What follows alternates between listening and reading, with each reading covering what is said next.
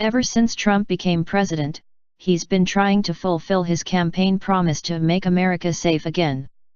Cracking down on illegals residing in our country has been a central part of his presidency so far, where he's been rounding up and deporting these criminals right and left, while recently doing away with the Obama-era DACA program that protected 800,000 people who were in our country illegally from deportation.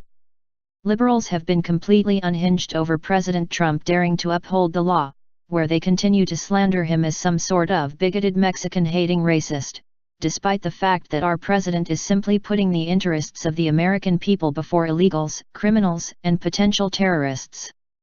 One of the most vocal opponents to President Trump's immigrant crackdown has been Democratic Representative Luis Gutierrez, who made headlines several months ago for inciting acts of terrorism against President Trump, where he made a YouTube video encouraging illegals to take to the streets and fight and start an all-out civil war against the president.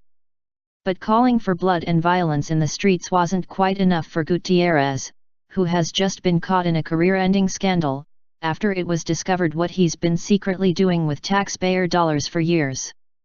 The D.C. Clothesline reports that this illegal-supporting Democrat has just been caught red-handed with his grubby hands in the cookie jar, and has been secretly funneling taxpayer money to both his campaign and his family, making them rich.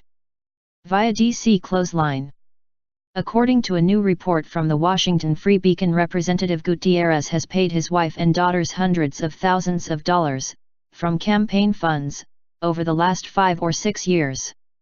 Gutierrez's wife has personally profited the most, pocketing more than $300,000 over the last 4 election cycles.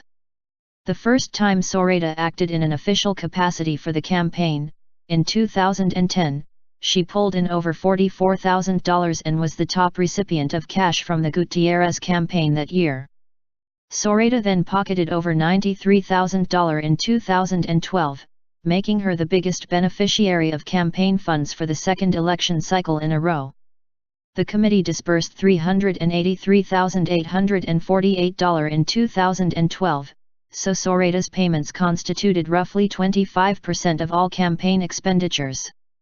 Zoraida was yet again the top beneficiary of cash from Gutierrez for Congress during the 2014 election cycle, receiving $110,000. Herman Andrew, a vendor, was the second highest paid individual at $24,000. Zoraida has pocketed $65,000 during the 2016 election cycle to date. She has been paid a total of $312,000 from the Gutierrez for Congress campaign committee since 2010. However, it doesn't stop with the $300,000 to Gutierrez's wife. Gutierrez's daughters have also benefited from their father's campaign coffers, though nowhere near as extravagantly as the candidate and his wife. Of course, he has nothing to worry about. The media won't report this because he's a Democrat.